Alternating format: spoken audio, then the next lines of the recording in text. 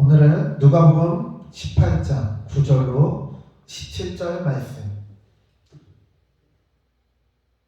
제가 말씀을 봉독하겠습니다. 또 자기를 의롭다고 믿고 다른 사람을 멸시하는 자들에게는 이 비유로 말씀하시되, 두 사람이 기도하러 성전에 올라가니 하나는 바리새인이요 하나는 세리라.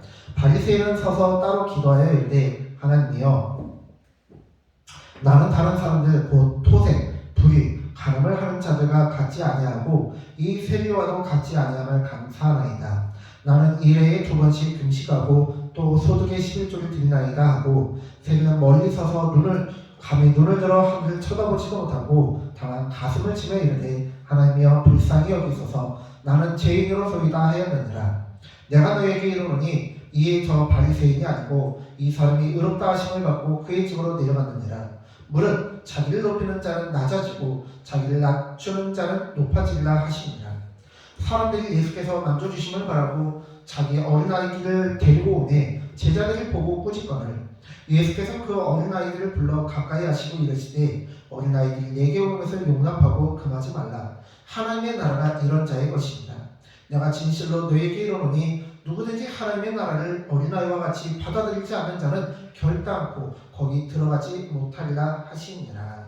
아멘. 오늘은 누가복음 18장 9절로 17절 말씀을 본문으로 해서 어린아이의 신앙이라는 제목으로 하나님의 말씀을 함께 살펴보겠습니다.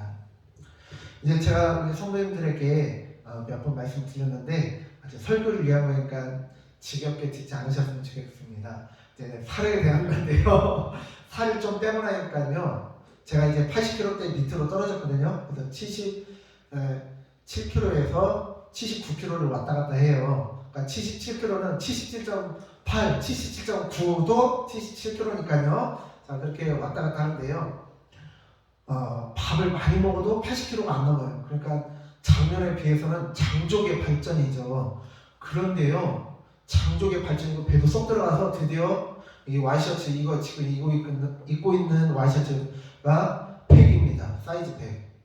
네. 그런데요, 이렇게 살을 빼고 났더니요, 살을 빼고 먹는 양도 줄여가지고 이도 줄어드니까 조금만 먹어도 부대끼고요, 배가 조금만 나와도 막 신경이 쓰이는 거예요.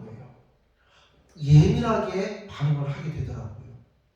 마찬가지로 왜 예수님께서 자기를 낮추라고 말씀하시냐면요, 낮추지 않는 자는 교만할 수 있다는 거예요. 만족하고 교만은 다른 거잖아요, 여러분. 우리가 하나님 주신 은혜는 만족해야 돼요. 감사해야 돼요. 그러나 나 자신에 대해서는 우리가 예민하게 나 자신을 체크해야 된다는 것입니다. 어떤 분은 이렇게 말씀하세요. 설교 그거 이제 목회한 지 30년, 40년 됐는데 그냥 설교 본문만 보면 주제와 말씀 딱 나오지, 그러시는 거예요. 그런데요, 그 목사님 정말 대단하시고 설교를 잘하세요. 그런데 설교를 잘하시는데 문제는요, 그 목사님이 그렇게 준비한 설교는 성도도 예상을 한다라는 거예요. 딱 어느 본문이 정해지면 우리 목사님은 어떤 제목으로 어떤 내용을 설교하시겠구나, 그게 딱 정해진다는 거예요. 그리고 성도들도 그걸 예상한다라는 거예요. 성도의 예상을 뛰어넘는 그 은혜를 전달하지 못한다라는 거예요. 그런데 어떤 목사님은요, TV에도 나가시고 책도 쓰시고 막 교통방송 같은 데도 나가시고, 제 얘기 아니에요. 저는 책 안 썼어요. 막 그러시는데도 설교를 하면 할수록 어렵다는 거예요. 왜? 왜냐면요, 설교를 준비할 때 그냥 대충 하는 것이 아니라 진짜 하나님의 뜻을 분별하기 위해서 노력하기 때문에, 그렇기 때문에 설교를 준비하는데 만족이 안 되는 거예요. 마치 장인정신처럼 도자기 장인들 어떻게 하는지 아시죠? 수많은 돈을 들여가지고 도자기를 몇백 개를 한꺼번에 하고, 그 장작도 비싸잖아요. 그렇게 하고 사람 품도 들어가고 그렇게 했는데도 그냥 웬만한 사람은 그냥 이거 보고 팔아도 되겠다 싶은 것도 보면은 이거 아니야 깨버리고, 심지어는 수백 개를 하는데도 자기 마음에 드는 도자기가 하나도 안 나오면 다 깨버리잖아요. 목사도 마찬가지예요. 목사도 설교를 그렇게 준비하는 사람들은요, 그런 분들의 설교는요 달라요. 자, 제가 살가 설교로 여러분들 이해하기 쉽게 말씀드렸습니다. 그렇다면 신앙생활은 어떻게 해야 되느냐? 14절 말씀.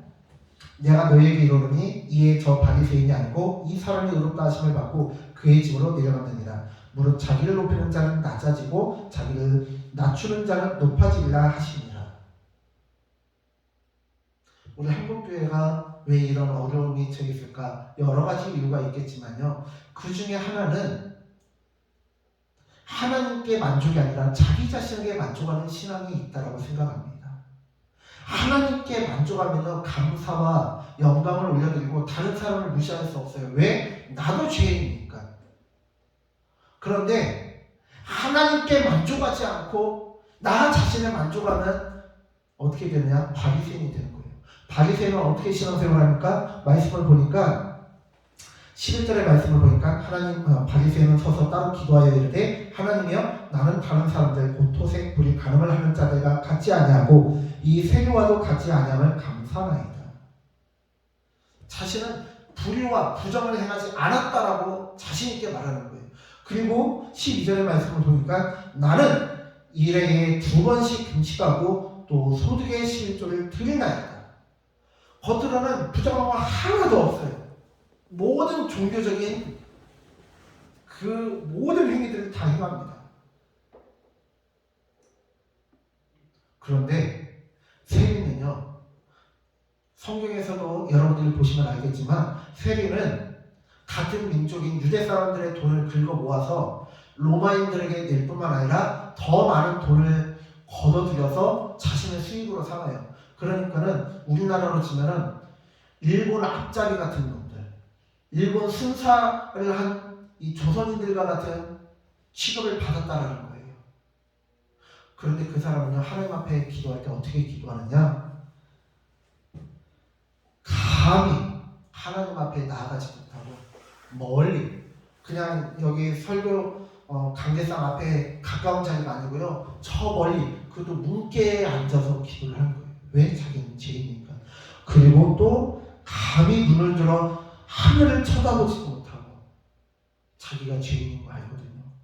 목구멍이 포도청이고 여러 가지 사정에 의해서 로마 앞잡이를 하고 사람들에게 욕먹는 처지에 있지만 하나님을 믿고 싶은데 자기가 죄인이고 너무 더럽혀진 죄인이기 때문에 감히 하나님 앞에 나오지 못하고, 그렇다고 하나님과의 끈을, 그 하나님과 연결된 그 신앙의 끈을 놓기도 싫고, 그런 자기 자신이 혐오스럽기만 하고 그런 사람이거든요.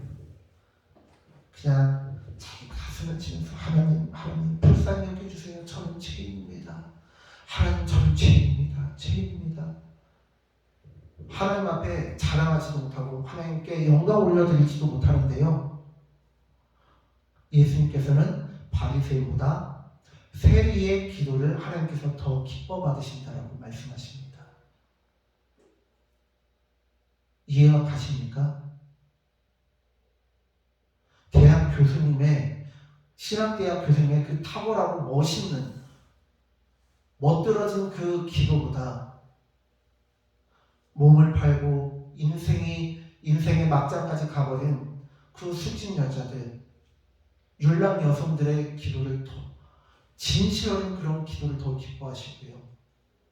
사회적으로 명망이 있다라고 얘기하지만 그 속모양은 전혀 그렇지 않은 사람보다 비록 죄인이지만 하나님 앞에 진실한 기도에 사람들의 기도를 들어주신다는 거예요.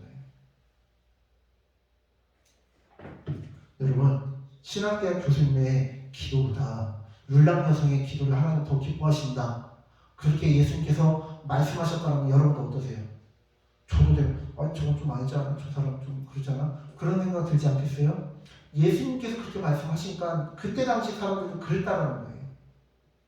그런데 오늘 말씀에서는 무엇을 얘기하고 있느냐?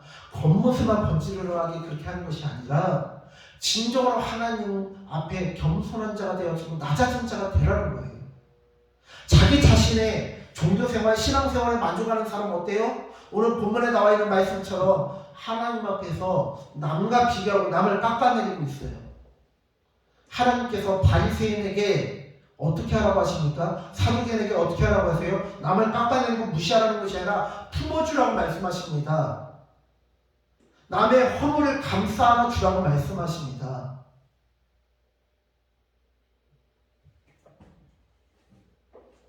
그리고 15절부터 17절에 나와 있는 이 말씀, 어쩌면 누가복음 18장 9절부터 14절에 있는 말씀과 15절로 17절의 말씀은요, 시간의 순서대로 보면은 정말 바로 연달아 일어난 사건이 아니라 한참 후의 사건일 수도 있습니다. 그럼에도 불구하고 성경 저자는 연달아서 이 사건들을 붙인 이유는 무엇이냐?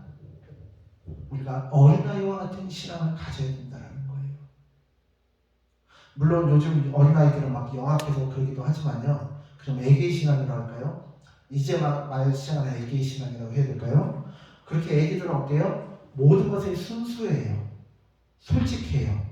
그래서 배고프면 배고프다 하고, 배부르면 배부르다 하고, 좋으면 좋다, 싫으면 싫다, 그런 것들을 솔직하게 얘기합니다. 하나님 앞에 내가 죄인임을 솔직하게 고백하고 낮아져야 된다는 거예요. 예수님은 누구를 고치러 오셨어요? 죄인을 고치러 오셨어요. 왜? 자신은 의인이다 하고 자신은 고침받을 것이 없다라고 하는 사두개인과 바리새인은 예수님께서 사랑하고 그들도 미워한 게 아니라 사랑하셨어요. 그러나 그들이 스스로 예수님의 치료를 거부하고 예수님의 은혜를 거부하였기 때문에 은혜를 받지 못한다는 거예요. 여기 물병이 있는데요, 뚜껑이 있어요. 뚜껑이 있는데 뚜껑을 닫으면요, 아무리 여기에 물을 붓고 싶어도 물이 안 들어가요. 그런데 이렇게 물구멍이 있거든요. 제가 열었어요, 물구멍을. 이거 열기는 시간이 오래 걸릴 것 같아서요. 자, 물구멍을 열었어요. 그러면 저는요, 이렇게 마실 수 있습니다. 여기에 물도 들 수 있고 물이 나올 수도 있는 거예요. 하나님께서 죄인에게는 은혜를 부어주실 수도 있고, 죄인의 변화된 삶을 통해서 맺어진 성령의 9가지 열매를 맛있게 드실 수도 있다는 거예요.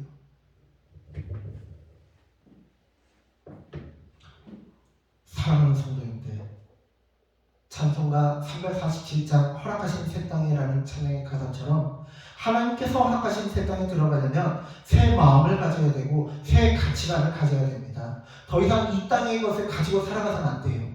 북한 사람들이, 탈북민들이 북한에서 벗어나 남한으로 왔다면 무한 경쟁 사회에서 적응하기 위해서 열심히 노력해야 돼요.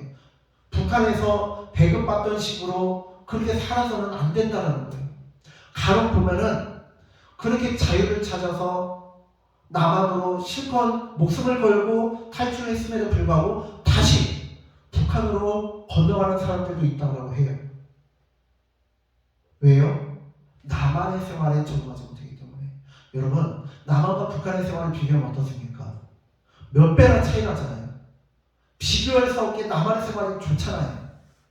그런데 자기의 생각을 바꾸지 못하고 태도를 바꾸지 못하고 생활을 바꾸지 못하면 북한에 비해서 몇십 배나 더 풍성하게 사는, 자유롭게 사는 여러 가지 문화적, 경제적, 의료적, 교육적 혜택을 받고 사는 이 남한에서도 적응하지 못한다는 거예요. 그러면 천국도 마찬가지라는 거예요. 내 생각이 천국을 사모하고 천국을 침노하는 자가 되지 않으면 하나님께서 그 천국을 선물로 주시려고 해도 우리가 거듭찬다는 거예요. 성경에 나와 있는 말씀처럼 돼지고기의 진주 목걸이처럼 하나님께서 부어주신 그 고귀한 은혜와 선물을 얼마나 고귀한 것인지 깨닫지 못하고 냅다 걷어차버린다는 거예요.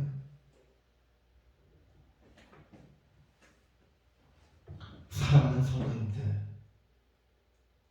이번 사순절 기간 동안에는요, 다른 걸 다 내려놓고 우리 어린아이와 같은 신앙을 가지시기 바랍니다. 하나님께서 우리에게 부어주신 은혜에 대해서는 만족하고 나 자신에 대해서는 조금 더 노력해서 하나님 앞에 자신을 낮추며 큰 은혜를 받는 우리 귀한 성도님들 되어주시길 간절히 축원합니다. 기도하겠습니다. 하나님, 우리가 오늘 주님의 말씀을 살펴봅니다. 주님께서는 바리새인과 세리의 기도를 비교하시며 비록 세상적으로는 부족한 것 없고 흠이 없는 자이지만 바리새인의 가짜 기도보다는 세상적으로는 흠도 많고 손가락질을 받는 세리이지만 그가 진실된 기도를 드릴 때 자신을 낮추며 하나님의 은혜를 간구하는 기도를 할 때 그의 기도를 하나님께서 더 기뻐 받으신다고 하였습니다. 우리가 오늘 말씀을 함께 살펴보면서 어린아이와 같은 신앙으로 하나님 앞에 자신을 낮추며 하나님의 은혜를 더 사모하는 우리 모두가 되게 하여 주시옵소서. 감사드리며 예수님의 이름으로 기도드립니다. 아멘.